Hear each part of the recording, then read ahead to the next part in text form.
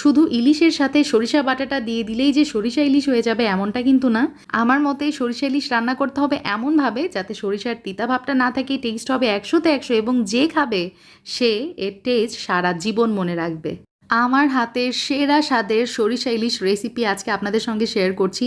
বেশি না, শুধু একবার আমার মতো করে যদি এই রেসিপিটা বাসায় রান্না করেন তাহলেই দেখবেন পার্থক্যটা কোথায়। 1 টেবিল চামচ সাদা সরিষা, 1 টেবিল চামচ কালো সরিষা আর 2 টেবিল চামচ আমি কাজু বাদাম নিয়েছি, একটু ভেঙে ভেঙে যাওয়া কাজু বাদাম।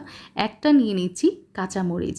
অনেকেই এই সিক্রেট টিপসটা জানে না। আমি যতবার সরিষা ইলিশ রান্না করি এভাবেই রান্না করি এবং এটার টেস্ট যে কী লেভেলের হয় পুরাই মাথা নষ্ট। আর আপনার সরিষা যতই তিতা হোক না কেন, এই কাজু বাদাম আর কাঁচামরিচ ব্যবহার করলে সরিষার তিতা ভাব তো থাকবেই না, তার সাথে সরিষা ইলিশের টেস্ট হবে ফার্স্ট ক্লাস। এখন কড়াইয়ে আমি 1/4 কাপ মতো পানি নিয়েছি, তার সাথে দিয়ে দিলাম 1 চামচ লাল মরিচের গুঁড়া, হলুদের গুঁড়া ব্যবহার করেছি 1 চামচ মতো। সব কিছু উপকরণ একসাথে খুব ভালোভাবে মিক্স করে নিব। এই পর্যায়ে আমি অ্যাড করে দিচ্ছি গুঁড়া দুধ। আমি এখানে 2 চামচ মতো গুঁড়া দুধ দিয়ে দিয়েছি।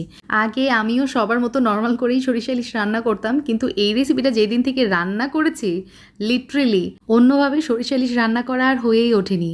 3 টেবিল চামচ পেঁয়াজ বাটা দিয়েছি, তার সাথে 1/2 চামচ রসুন বাটা, তার সাথে ওই যে ব্লেন্ড করে রেখেছিলাম সরিষা তারপরে কাজু বাদাম সেগুলো দিয়ে দিলাম। সামান্য একটু লবণ ব্যবহার করেছি, এই ধরেন 1 চামচ মতো। সব কিছু উপকরণ একত্রে খুব ভালোভাবে হাতের সাহায্যে মেখে নিয়ে তারপর এই যে আমি মাছ অ্যাড করে দিলাম।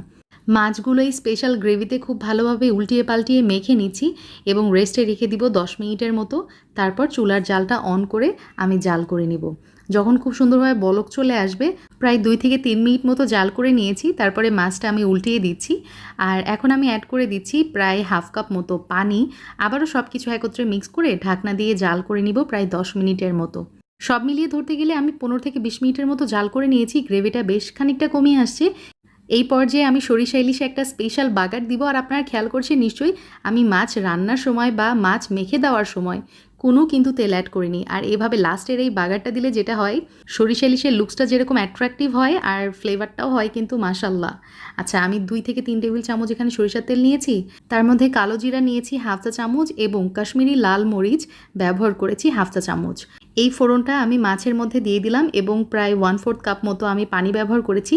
আর আজকের এই সরিষা ইলিশের গ্রেভিটা আমি একটু ঘন রাখবো, তবে আপনারা আপনাদের প্রেফারেন্স অনুযায়ী কিন্তু ঝোলটা কম বেশি করে নিতে পারেন বা গ্রেভিটা কিন্তু বাড়িয়ে বা কমিয়ে নিতে পারেন, আপনাদের ইচ্ছা। লাস্টে আমি দিয়ে দিলাম হচ্ছে কাঁচা পাকা মরিচ এবং ঢাকনা দিয়ে 5 মিনিটের জন্য রেস্টে রেখেছিলাম।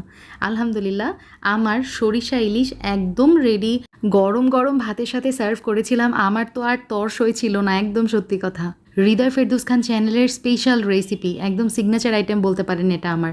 বাসায় ট্রাই করলে জানাতে ভুলবেন না কেমন হয়েছিল টেস্ট। আল্লাহ হাফেজ, আসসালামু আলাইকুম।